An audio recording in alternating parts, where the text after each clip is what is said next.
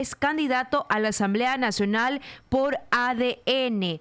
8:37. Qué gusto tenerlo el día de hoy. Candidato, buenos días y bienvenido. Hola, buenos días. Gracias por la invitación. Qué gusto estar acá en este medio. Hermano, un saludo cariñoso a ustedes y a su audiencia. Candidato, coméntenos cuál es su aspiración ahora por llegar a la Asamblea Nacional, qué lo motiva y por supuesto va de la mano con el gobierno actual que es del presidente Daniel Noboa. Adelante. La principal motivación va a ser siempre el apoyar el proyecto político del presidente Daniel Noboa. Eso como inspiración, digamos. Pero ya en la práctica, en el Ecuador, los ciudadanos estamos ávidos de que mejore el sistema penal ecuatoriano. Porque al mejorar el sistema penal ecuatoriano, estamos combatiendo la inseguridad, que es el principal problema que ahora tenemos. El día de ayer se cumplió un año del ataque a TC Televisión. Se cumplió un año de que el narco, la delincuencia, las pandillas, los GDOs le declararon la guerra al Estado. Y esa respuesta debe ser estatal. Y el Estado no es solamente el presidente de la República, que ha venido actuando durante este tiempo con firmeza contra las mafias. Es también la Asamblea, es también los jueces, es también la policía, es también el ejército, es también la fiscalía. Y claro, no es suficiente solamente los buenos resultados que nos ha dado el presidente en el campo del control a la delincuencia, sino que también necesitamos normas que permitan que los jueces sancionen efectivamente a los delincuentes, efectivamente a los traficantes, efectivamente a las mafias. Y eso es lo que no tenemos.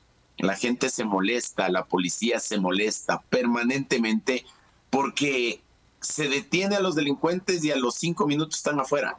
Y están afuera porque el Código Orgánico Integral Penal correísta, aprobado en el año 2011, da una serie de garantías a los delincuentes y se olvida de las víctimas.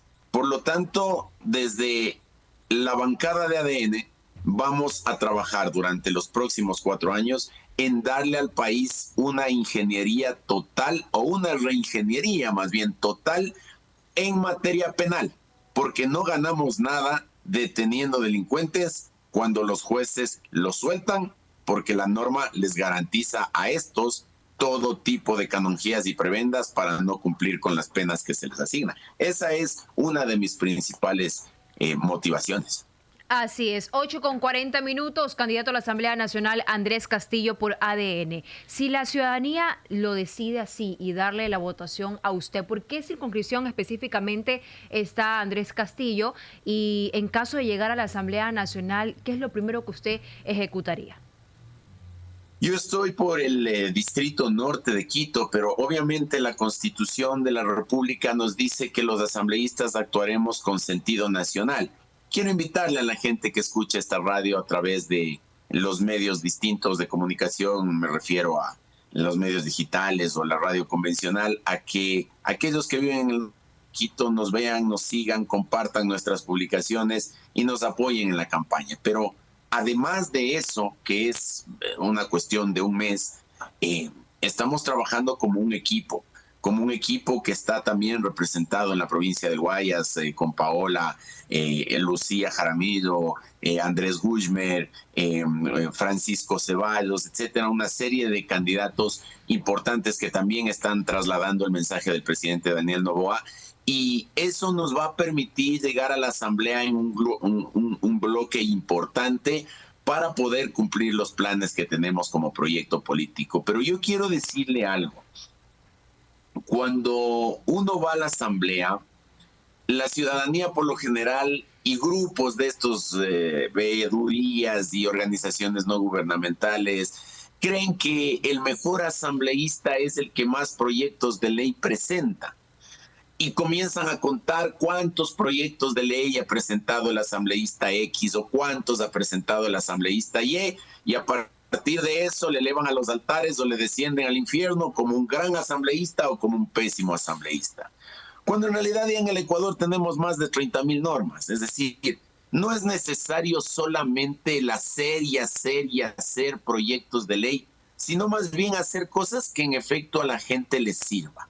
El principal proyecto que no es menor, es generar todo un nuevo código orgánico integral penal que haga lo que le he dicho, garantice la vida de las personas, reduzca a su mínima expresión las garantías que puedan tener los delincuentes, mejore el sistema penitenciario, agilite los procedimientos de juzgamiento, incremente las penas y evite de una buena vez que los delincuentes sigan saliendo por la puerta de atrás cada vez que ellos crean prudente. Aquí se tiene que acabar esa lógica lastimera de defender los derechos humanos de los delincuentes. Aquí vamos a estar por las víctimas. Por lo tanto, lo primero que haré yo es arrancar toda una cruzada nacional para sociabilizar un proyecto orgánico integral penal con la sociedad civil, con la academia, con los distintos actores involucrados en el tema, pero por sobre todas las cosas partiendo de esa lógica, porque en el Ecuador estamos llenos de analistas, de abogados, de organizaciones no gubernamentales que buscan meter en el ordenamiento jurídico penal las garantías para los delincuentes. Aquí no vamos a tolerar aquello. La lucha contra el narco debe ser frontal, la lucha contra la mafia tiene que ser frontal y necesitamos asambleístas que vayan al Parlamento con la idea de defender a la gente. Esa será mi posición. Y si es que hay otros proyectos de ley de otros compañeros asambleístas sobre salud, sobre educación, sobre vivienda, sobre patrimonio, sobre un montón de cosas, pues sin duda alguna van a poder contar conmigo. Andrés, y en ese marco hemos escuchado a la actual asamblea, algunos asambleístas hablar de que ya han hecho, de que han trabajado en materia de seguridad, en materia del combate a la delincuencia. ¿Es real esto o no en ese marco? Al contrario. Mire, yo le voy a poner solo un dato, el más fresquito, porque yo le podría contar de años atrás, pero le voy a contar el más fresquito. La ley antipinos, que se presentó como ley económica urgente hace nada, hace 2 meses, con la idea de comenzar a controlar las transacciones de bienes muebles como vehículos de alta gama, que solamente tiene acceso el narco, los grupos terroristas o las personas de bien que trabajan y tienen su plata, pero que ellos fácilmente van a poder justificar el origen de ese bien y poder pagar el impuesto que de ahí se genera. Saltaron hasta el tumbado, dijeron que eso era una afrenta al pueblo ecuatoriano. ¿Quién se puede movilizar? Se habló que era un impuesto.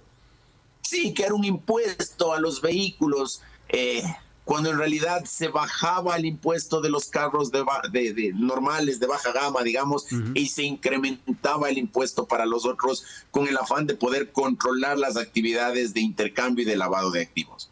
En la consulta popular, cuando el presidente Noboa se preguntó al país qué es lo que teníamos que hacer con respecto al incremento de penas, hubo grupos en la asamblea que se opusieron. Cuando en la Asamblea Nacional, esta que está concluyendo, se discutió la ley a través de la cual se buscaba la extinción de dominio de los bienes que venían fruto de las actividades delictivas, hubo un grupo que se opuso argumentando que había que respetar el derecho a la presunción de inocencia.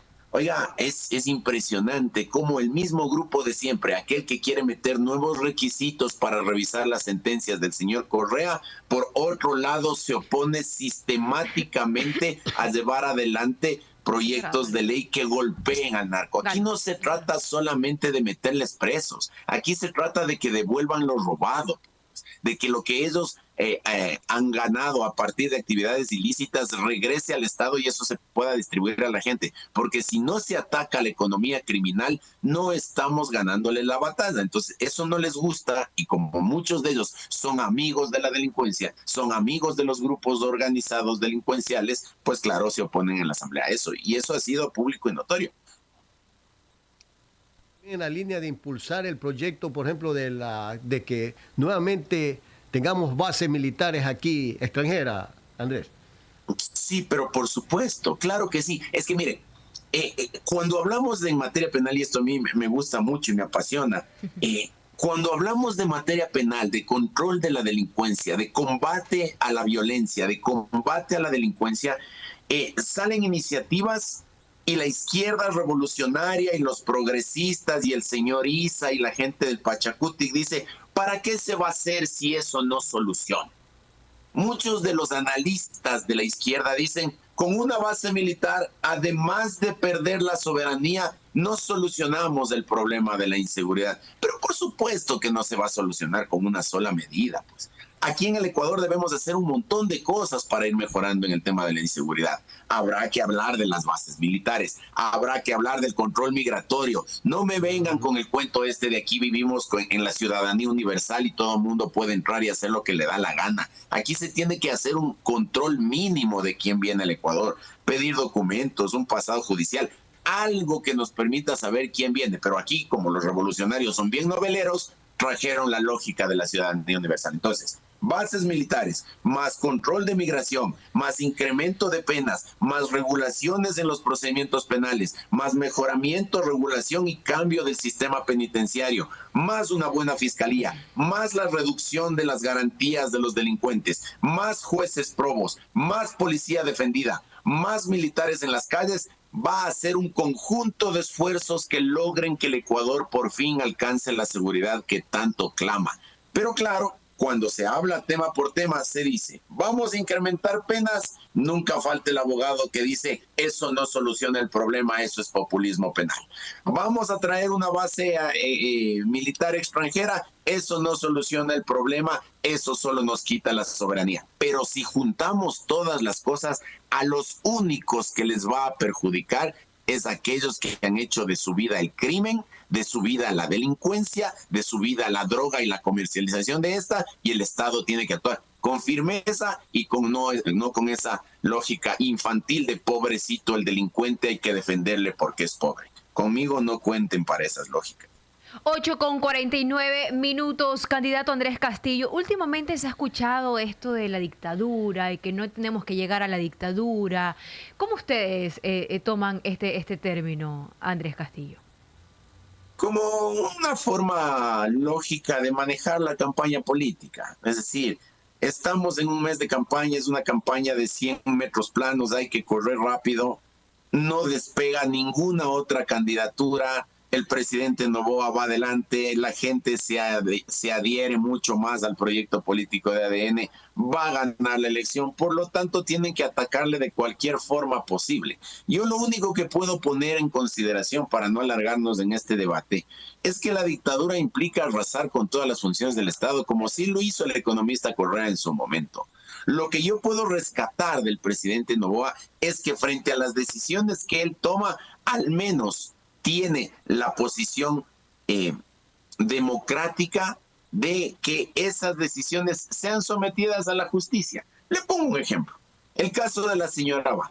Hubo una decisión del Ministerio de Trabajo de suspenderle por no haber cumplido con sus funciones en la Embajada de Turquía y haberse presentado en Turquía cuando tenía que haberlo hecho. La señora Abad, con la agudeza que le caracteriza, presentó una acción de protección, esa acción de protección se tramitó, esa acción de protección le da la razón a la señora Abad, no le da la razón al Ministerio del Trabajo e inmediatamente después el presidente de la República cumple con la sentencia de la jueza que decía que se vuelvan las cosas al estado anterior.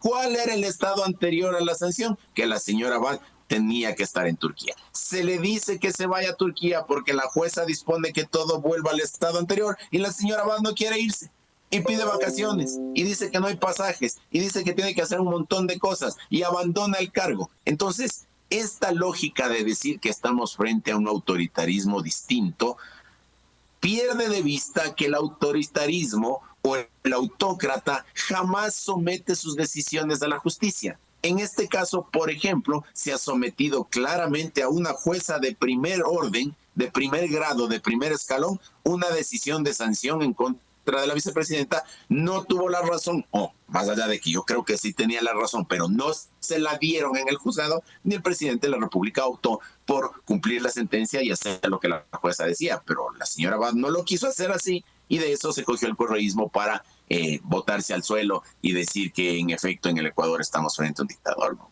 Perfecto. 8:52, Andrés Castillo, algo más que desee destacar esta mañana en esta importante entrevista y sobre su candidatura a la Asamblea Nacional. Pedirles cariñosamente a todos ustedes que voten por las listas 7, por ADN 7. Un presidente sin una asamblea fuerte es un rehén de los políticos. Nosotros nos vamos a preocupar de trabajar para solucionar los problemas que a la gente le quita el sueño. Y a la gente le quita el sueño la inseguridad, la falta de empleo, la falta de salud, la falta de educación. El presidente de la República ha demostrado ser un gran ejecutor. Por lo tanto, nosotros desde la Asamblea, si es que tenemos un grupo consolidado y fuerte que nos lo va a entregar sin duda alguna el pueblo ecuatoriano con sus votos del próximo 9 de febrero, trabajaremos en los temas de la política. El presidente que trabaje en lo suyo, en resolver los problemas de la gente como lo ha venido haciendo muy bien. Nosotros queremos llegar a la Asamblea y por eso les invito a la gente de Guayaquil que nos escucha a través de este prestigioso medio a que voten en todos los distritos por nuestros candidatos. Hay candidatos de primera, como los que he nombrado hace un momento atrás, y en las demás provincias, de la misma manera, busquemos el casidero de la lista 7 y votemos, como dicen ustedes, todititito por la 7. Un abrazo para todos. 8:53. Qué gusto dialogar con Andrés Castillo, candidato a la Asamblea Nacional por ADN. Muchísimas gracias y éxitos en la candidatura y en la campaña electoral. Bueno, chao, que les vaya bien. Gracias por la invitación y volverán a invitar. Obvio.